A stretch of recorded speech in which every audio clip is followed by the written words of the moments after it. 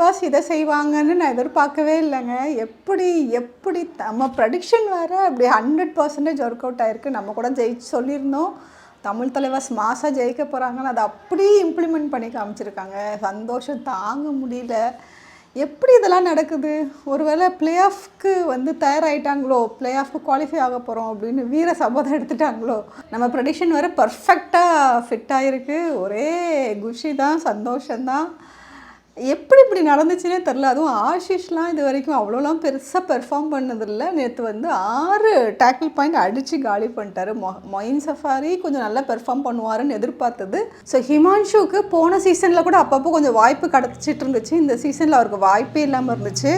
நேற்று வந்து ஒரு ஃபுல் டைம் விளாடுற மாதிரி, அதை 40 நிமிஷம் நீ தான் விளாட போகிற அப்படின்னு ஒரு வாய்ப்பு கிடச்சதுக்கப்புறம் அவரோட பெர்ஃபார்மன்ஸ் பாருங்கள். 7 பாயிண்ட்டு, அதில் 3 டச்சு, 2 போனஸ், 2 டேக்கிள்லாம் செம்மையாக பண்ணார். அதுவும் தேவைங்கிற நேரத்தில் கரெக்டாக பாயிண்ட் எடுத்து டீமை வந்து செம்மையாக லீட் பண்ணிட்டு போயிட்டு இருந்தார். ரொம்ப மெச்சூர்டாக, ரொம்ப பொறுமையாக, எந்த பேனிக்னஸும் இல்லாமல். இதுதான் நம்ம எல்லா பிளேயர்ஸ்ட்டையும் நம்ம எதிர்பார்க்குறது.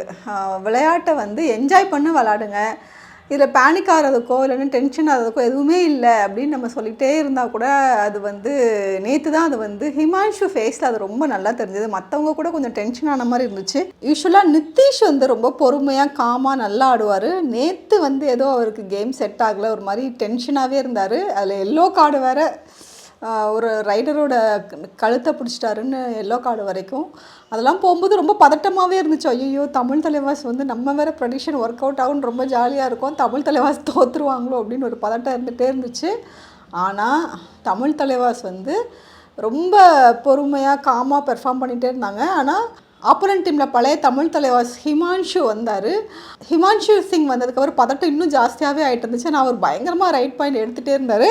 அவர் வந்து தனி சோலோ பெர்ஃபார்மராக இருந்தார் அப்படிங்கிறதான் உண்மை. அந்த அளவுக்கு பெர்ஃபார்ம் பண்ணார். ஏன்னா அவங்களுக்கு வந்து ரைடே சுத்தமாக செட் ஆகலை. குமன் சிங் எல்லாம் ஃபஸ்ட்டு ஒரு 4-5 நிமிஷம், ஹார்ட்லி ஒரு 10 நிமிஷத்துலேயே தூக்கி வெளில வச்சுட்டாங்க. அதுக்கப்புறம் ஃபுல்லாக அவங்களுக்கு சோலோவாக பெர்ஃபார்ம் பண்ணது, சோலோவாக அவங்களுக்கு வந்து அவங்களுக்காண்டி சண்டை போட்டது எல்லாமே ஹிமான்ஷு சிங் தான். ரொம்ப நல்லா பெர்ஃபார்ம் பண்ணார். நம்ம ஆப்போனன்ட் டீமில் இருந்தாலும் நம்மளோட பழைய தமிழ் தலைவாஸ் பர்சன் தானே, அதனால் ரொம்ப நல்லா பெர்ஃபார்ம் பண்ணியிருந்தார். அவரோட ஹார்ட் லக், அவர் விளாட பதட்டமாகவே இருந்துச்சு. ஆக்சுவலாக இருந்தாலும் கூட நம்ம வந்து ஃபஸ்ட் செட்லேயே வந்து 19-8ன்னு ஒரு 11 பாயிண்ட் லீடில் இருந்தோம். ஆனால் கூட ஹிமான்ஷு வந்து ஒரு டென்ஷன் கொடுத்துட்டே இருந்தார், அவர் விளாண்டுட்டே இருந்தார். செகண்ட் செட் வந்து ரொம்ப ஈக்குவல் ஆகிடுச்சுன்னா பார்த்துக்கோங்க. நம்ம வந்து 21, அவங்க 19, அப்போ எவ்வளோத்துக்கு ஈக்குவலாக விளாண்டுருக்காங்க அப்படின்னு பாருங்கள். இதுக்கும் அவங்க டீமில் யாருமே பெர்ஃபார்ம் பண்ணல, ஹிமான்ஷு சிங் மட்டும்தான் பெர்ஃபார்ம் பண்ணார். அவர் ரைடு பண்ணி கொஞ்சம் கொஞ்சமாக ரொம்ப கஷ்டப்பட்டு அந்த பாயிண்ட் எடுத்தார். ஆனாலும் அவங்களுக்கு வந்து அது வந்து பத்தலை. ஸோ கடைசியில் வந்து தமிழ் தலைவாஸ் ஜெயிச்சிட்டாங்க. எகெயின் நம்ம ப்ரெடிக்ஷனும் ஜெயிச்சிச்சு. ஸோ இனிமேல் வந்து பிளே ஆஃப்க்கு இதே டீம் வந்து மற்ற டீமை வின் பண்ணி குவாலிஃபை ஆக முடியுமா அப்படிங்கிற ஒரு கேள்விக்குறி. ஏன் முடியாதுன்னு விளையாட்டை பொறுத்த வரைக்கும் முடியாதுன்னு எதுவுமே கிடையாதுங்க. அந்த நிமிஷத்தில் அந்த நாளில் அவங்க சூப்பராக பெர்ஃபார்ம் பண்ணாங்கன்னா அவங்களால முடியும். இந்த பாஸ்ட் ஹிஸ்ட்ரி, ஃப்யூச்சர் ரெக்கார்டு இதெல்லாம் நமக்கு தேவையில்லை. நம்ம தமிழ் தலைவாஸ் நல்லா விளாடணும், சிறப்பாக விளாடணும். பிளே ஆஃப்க்கு குவாலிஃபை ஆகிற வழியை பார்க்கணும். ஏதாவது 5 பொசிஷன்லாம் விட்டுருங்க, 6வது பொசிஷனாக இருந்து நம்ம குவாலிஃபை ஆகிடணும். பார்க்கலாம் இதே பெர்ஃபார்மன்ஸ் வந்து இந்த டீம் வந்து மெயின்டைன் பண்ணுவாங்களான்னு. ஆஷிஷ் வந்து இதே பெர்ஃபார்மன்ஸ் எல்லா மேட்ச்லேயும் கொடுத்துட்டாங்கன்னா கண்டிப்பாக நம்ம ஜெயிச்சிருவோம்.